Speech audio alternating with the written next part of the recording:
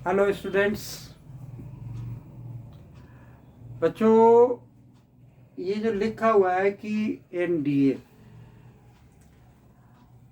हम बहुत अच्छे से समझते हैं इस बात को और आप भी बहुत अच्छे से इस बात को समझते हैं। एनडीए भाई, जो हमारे स्कूल के स्टूडेंट्स हैं वो हमसे फैमिलियर हैं। इस सेशन से पहले जो भी स्टूडेंट्स थे उनको मैं ऑफलाइन में हेल्प करता रहा। इस सेशन के स्टूडेंट्स का मैं कोई हेल्प नहीं कर पाया क्योंकि वो स्टूडेंट हमसे बहुत अच्छे से फैमिलियर है कि हम उनकी हेल्प क्यों नहीं कर पाए। कल हमारा पेपर है। हमारा पेपर का मतलब एनडीए का एग्जामिनेशन है, सेकेंड वाले का एंट्रेंस एग्जामिनेशन है। तो हम उस तरीके से बच्चों की हेल्प नहीं कर पाए, पढ़ा नहीं पाए उनको। और जो हमारे स्कूल से रिलेटेड नहीं है उनके लिए मैं बताता हूँ कि मैं एयरफोर्स स्कूल में टीचर हूँ, पीजीटी मैथमेटिक्स। एनडीए के स्टूडेंट्स को प्रिपरेशन कराता हूँ, लेकिन ड्यू टू सर्टेन रीजन इस बार मैं ऐसा नहीं कर पाया। उसके लिए सॉरी। जब आप रीजन जानेंगे तो आपको लगेगा कि सर हमसे सॉरी नहीं बोलना चाहिए। हम हैं, यही बहुत बड़ी बात है हमारे लिए भी और आपके लिए भी।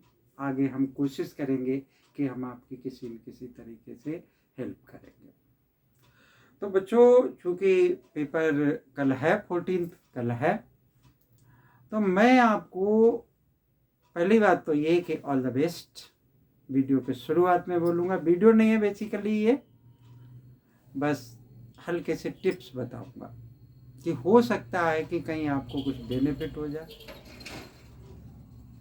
वही जब मैं पढ़ाता था तो अब ये मेरी गारंटी थी, उस समय मैं वीडियो नहीं बनाता था, तब मेरी ये गारंटी थी कि मैं जो भी पेपर आएगा उसमें 20 से 30 क्वेश्चन मेरे कराए हुए होंगे, जो कि मैं बताऊंगा आपको कि ये पेपर में आएगा ही आएगा।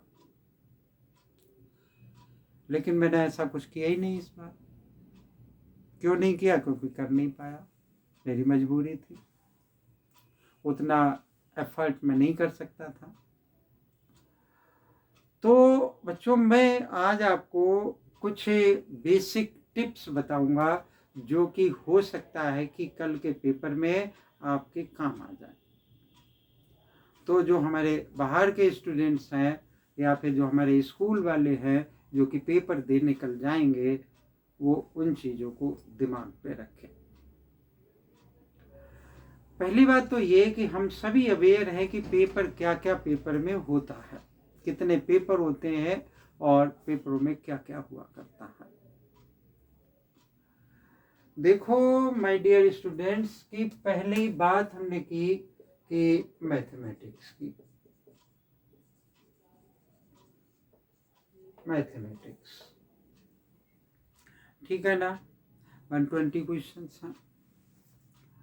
क्या कहते हैं कि क्लास 11th और 12th, उसके अलावा थोड़ा बहुत लॉगरिथमिक, कुछ बाइनरी ऑपरेशंस था, क्यूब रूट ऑफ यूनिटी। ये कुछ ऐसे टॉपिक्स हैं जो कि 11th में भी नहीं है और 12th में भी नहीं है। CS का स्टूडेंट पढ़ता है। 11th में लॉग, 11th या 12th में लॉग हम पढ़ाते हैं मैथमेटिक्स में, लेकिन वो लॉग नहीं पढ़ाते हैं जो कि लॉग एनडीए में आया करता है, यानी प्रॉपर्टीज बेस्ड लॉग। हम गिनती के 4 फार्मूले पढ़ाते हैं या ग्राफ ड्रॉ कर लेते हैं, या जेई मेंस वाला एडवांस वाला टीचर पढ़ाता है, ठीक है ना। तो हमने तो इस साल ऐसा कुछ किया नहीं, बताया नहीं किसी भी स्टूडेंट को, ना ही कोई ऐसी वीडियो अपलोड की जब से अपलोड करनी शुरू की। तो ये कुछ ऐसे टॉपिक हैं, अगर आपने तैयार कर रखे हैं तो उनसे क्वेश्चन होगा एब्सोल्युटली। और अगर आपने इन टॉपिक्स को तैयार किया है तो आपको लगेगा कि जैसे क्यूब रूट ऑफ यूनिटी है, उससे रिलेटेड 2 क्वेश्चन है, तो वो देखने में बहुत मुश्किल से लगेंगे, लेकिन अगर आप दिमाग लगाएंगे तो वो क्वेश्चन पॉसिबल हो जाएगा। तो अगर आपने नहीं तैयार कर रखा, अगर कोई टॉपिक अगर आपने 100% प्रिपेयर नहीं किया, जैसे क्लास 12th में भी सारी दोनों बुक्स कंप्लीट नहीं हुई, तो अब से पहले क्या होता था कि जैसे लास्ट ईयर अक्टूबर तक मैंने दोनों बुक्स कंप्लीट करा दी थी, लेकिन इस साल क्या है, क्योंकि सीबीएसई का रूल्स है कि फर्स्ट टर्म में ये आएगा, सेकेंड टर्म में ये आएगा, तो मैं ही अभी इंटीग्रेशन पूरा करा पाया और फर्स्ट टर्म का सिलेबस, ठीक है ना, वो भी हमने कैसे कराया, भी you and me are very much aware. तो हमारा ये वीडियो डालने का ये मेन एम ये है कि आपको करना क्या है और क्या नहीं करना है। उस टॉपिक के क्वेश्चंस को हमने नहीं टाइम देना है जिस टॉपिक को हमने प्रिपेयर नहीं किया है, क्योंकि उस हिंदी में भी पेपर होता है, इंग्लिश में भी पेपर होता है।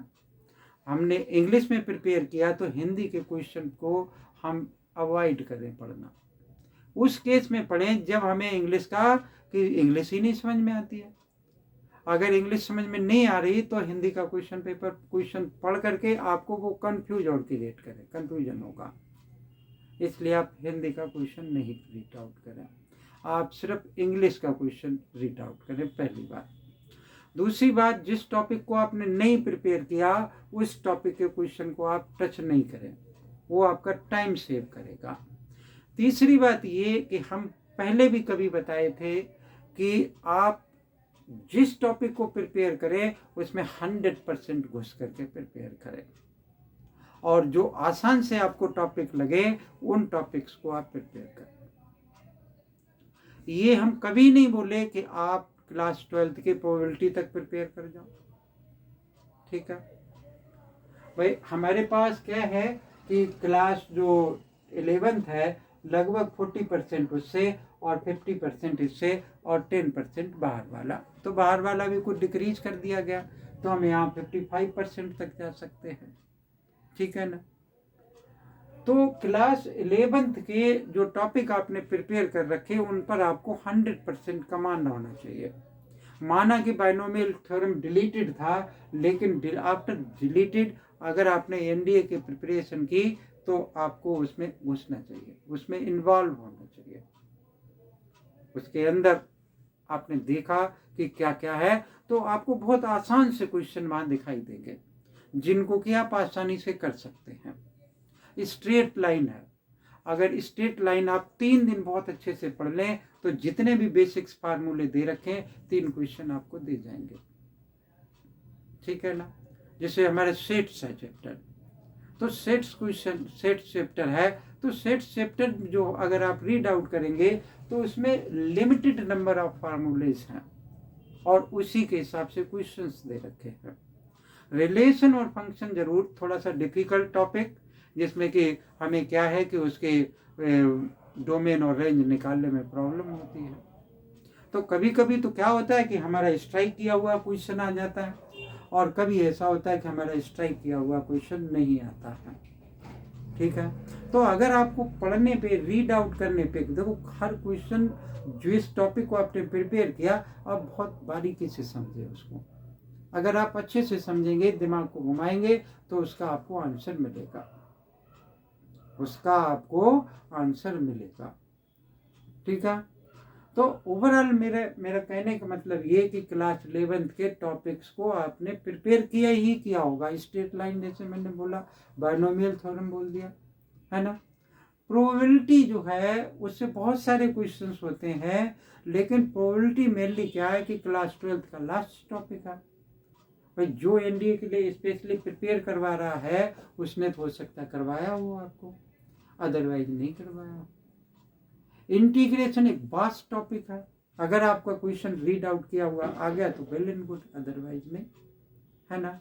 तो मेरा मानना ये है कि आप अगर वो जो आसान से टॉपिक है उनको, अगर अब तो कुछ हो नहीं सकता ये वीडियो तो मैं इसलिए डाल रहा हूँ कि मैं आपको कुछ टिप्स बताऊँ, और चूँकि आपसे मेरा टच रहा तो मैं आपको ऑल द बेस्ट बोलूँ, ठीक है ना। तो अब जैसे 11th क्लास की कहते हैं कि बुक सिंपल है, आसान बुक है, तो क्यों नहीं हम 11th क्लास की बुक को ही बहुत अच्छे से प्रिपेयर कर लें। भाई 120 का 40% आप निकाल सकते हैं बहुत आसानी से, है ना। और हम क्या कहते हैं कि अगर 50 क्वेश्चन हमारे मैथ में सही हो गए, कंफर्म गारंटी से सिलेक्शन है आपका। इससे ऊपर पहुंचते तो रैंक में पहुंचेंगे, है ना। तो आप कहेंगे कि यार सर दूसरा वाला पेपर तैयार करने की जरूरत नहीं। ऑफ कोर्स हर एक क्वेश्चन का मार्क्स जो है इक्वल है, नेगेटिव मार्किंग भी है। तो जो क्लास 11 मैं 1 बाई 1 पॉइंट्स पे आऊँगा, आपके 10 मिनट लूँगा, और हो सकता है कि कल किसी तरीके से आपके काम आ जाए, ठीक है ना। तो क्लास 11th में जो टॉपिक्स थे उनको हमने बहुत अच्छे से अगर प्रिपेयर कर रखा है तो आप मान लो कि 70% सिलेक्शन आपका हो सकता है, अगर आपने बहुत अच्छे से प्रिपेयर कर रखा उस केस में। भाई अगर आपने लाइकली लेते चले गए, जैसे हमारी एनसीईआरटी बुक है, अगर उसको आप देखते रहे तो मुश्किल काम है, क्योंकि वहाँ सिर्फ बेसिक्स दे रखा, ठीक है ना। क्लास 12th में अगर हम एंट्री करें तो जैसे रिलेशन एंड फंक्शन सबसे पहला टॉपिक है, तो जो क्लास 11th का रिलेशन और फंक्शन है, क्लास 12th का रिलेशन एंड फंक्शन है, थोड़ा सा को रिलेट कर रहा है। भाई वहाँ कुछ और था, यहाँ कुछ और आगे बताएगा कि रिफ्लेक्सिव, सिमेट्रिक, ट्रांजिटिव, और सीबीएसई ने जो डिलीट कर रखा वो भी इसमें इंक्लूडेड है। हो सकता है कि टीचर ने नहीं पढ़ाया हो जो डिलीटेड पार्ट है, तो आपके लिए वो मुश्किल हो जाएगा, है ना। इनवर्स ट्रिग्नोमेट्रिक फंक्शन है, अगर होगा तो एक क्वेश्चन होगा, वो अगर आपने पढ़ रखा होगा तो हो जाएगा। मैट्रिक्स और डिटर्मिनेंट से क्वेश्चंस होंगे, आसान सा टॉपिक है, आप उस पर फोकस करें, कंसंट्रेट करें कि किस आपने पढ़ करके देखा होगा, बहुत सारी बुकें पलटी होंगी, तो हो सकता है कि कई एक वीडियोज भी देखी हो सकता है कि कहीं से कोचिंग भी ले रखे हो, है ना। तो उस टीचर ने बताया होगा कि किस टाइप के क्वेश्चन को आप आसानी से कैसे कर सकते हो। डिफरेंशिएशन का क्वेश्चन आप कर जाओगे, जो भी एनडीए की प्रिपरेशन कर रहा है वो मुझे क्या लगता है कि डिफरेंशिएशन तो एटलीस्ट कर ही देगा। भाई थोड़ा टाइम ले लेगा और क्या होगा, लेकिन उसका क्वेश्चन कर जाएगा, तो आप उस पर फोकस जरूर करें, ठीक है। इंटीग्रेशन अगर क्वेश्चन आपने रीड आउट किया है और आ जा रहा है तो आप उसमें दिमाग लगाइए, अदरवाइज छोड़ दीजिए, ठीक है ना। तो जैसे हमारी सेकेंड बुक, अब हो सकता है कि जैसे 3 डायमेंशनल ज्योमेट्री है, 3D है, कोई वेक्टर है, 3D है, और कई क्वेश्चन आते हैं उससे। 3D अगर 12th क्लास के अभी हो सकता है कि हर कोचिंग में हर टीचर ने नहीं कराई हो, एनडीए वाले ने कराई हो, बहुत लाइकली कराई हो, उतनी हो सकता है प्रैक्टिस नहीं किए हो, क्योंकि आप 12th क्लास में अपीयर हो रहे हैं। जो अपीयर हो चुके हैं और जो निकल चुके हैं यहाँ से, उनके लिए तो ठीक है, अदरवाइज आप उसको बहुत पढ़े तो बहुत अच्छी बात है, क्योंकि उसमें बहुत सारे क्वेश्चन होते हैं, उससे स्टेट से और प्रोबेबिलिटी से। तो मेरा मानना ये है कि आप अपना टाइम उन क्वेश्चंस पे जाया नहीं करें जो टॉपिक आपने पहली बार प्रिपेयर नहीं किए हैं, वो टाइम आप उन क्वेश्चंस को दे दो जो कि आपको करने में ये लगता है कि बहुत बड़ा होगा। और ये पूरी बकवास है कि ये ट्रिक है, ये ट्रिक है, ये ट्रिक है, ये ट्रिक है। बच्चों हर क्वेश्चन के लिए डिफरेंट ट्रिक है, हर क्वेश्चन के लिए डिफरेंट ट्रिक है, और जिसको कंसेप्चुअल नॉलेज नहीं है वो कभी भी एनडीए में क्वालिफाई नहीं कर सकता। बच्चे बहुत सारे वीडियो डालने वाले कहते हैं ना मैजिक शुरू हो गया, ट्रिक शुरू हो गई, ठीक है, मुझे किसी पे कमेंट करने की ज़रूरत नहीं है, तो कोई ट्रिक नहीं है, आप कंसेप्चुअल नॉलेज पे, इस बार नहीं होता कोई बात नहीं है, आप प्रिपेयर कीजिए, लेकिन कंसेप्चुअल नॉलेज पे प्रिपेयर कीजिए। मैं भी ट्रिक बता देता हूँ कि इस क्वेश्चन की ट्रिक ये हो जाएगी, लेकिन मैं कितनी ट्रिक बताऊंगा। बच्चों आपने देखा कि क्लास 12th में कितने फार्मूले हैं, कितने चैप्टर्स हैं, क्लास 11th में कितने फार्मूले, कितने चैप्टर्स हैं, क्वेश्चन को हम सिंप्लीफाई करते चले आए, लास्ट में जो उसको आया हमने वैसे ही क्वेश्चन लिख दिया कि अगर क्वेश्चन ऐसा आए तो उसका आंसर इस फॉर्मेट में आ जाएगा। That is called the trick.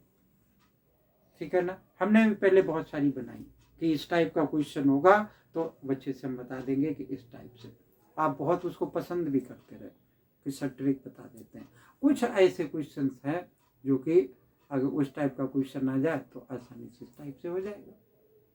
तो वो क्वेश्चन बहुत लिमिटेड है, बहुत ही लिमिटेड है। आप अब कभी भी फ्यूचर, मान लो इस बार नहीं होता, आप फ्यूचर में अगर एनडीए की प्रिपरेशन करते हैं तो ट्रिक पे कंसंट्रेट कम करेंगे, कंसेप्ट पे कंसंट्रेट ज़्यादा करेंगे। ठीक है ना। मैं क्या कह रहा हूँ कि ट्रिक पे कंसंट्रेट कम, कंसेप्ट पे कंसंट्रेट ज़्यादा करेंगे। तो बच्चों अगर 50 क्वेश्चन, हाँ एक और मेन बात क्या है कि आपको सिर्फ वही क्वेश्चन अटेम्प्ट करना है जिस क्वेश्चन पे आप 100% श्योर हैं। जिस क्वेश्चन पर आप 100% श्योर हैं उसी क्वेश्चन को आप अटेम्प्ट कीजिए। अगर वो मिला करके 45 हो जाते हैं तो आप और आगे मत कीजिए, सिलेक्शन हो जाएगा। पर थोड़ा सा ऊपर नीचे होता रहेगा कि हो भी सकता है, नहीं भी हो सकता, लेकिन 99% सिलेक्शन हो जाएगा। ठीक है ना। अगर आपके 45% कंफर्म क्वेश्चन सही है उस बेसिस में। ठीक है ना। अगर आपको लगता है कि मेरे तो 30 ही क्वेश्चन सही हो रहे, तो 30 क्वेश्चन पे बच्चों सिलेक्शन नहीं होगा, तो आप कुछ डाउटफुल क्वेश्चंस कर सकते हैं। ठीक है ना। भाई हो सकता है कि आपके कहीं तुक्का लग जाए किसी क्वेश्चन वगैरह में, पहली बार।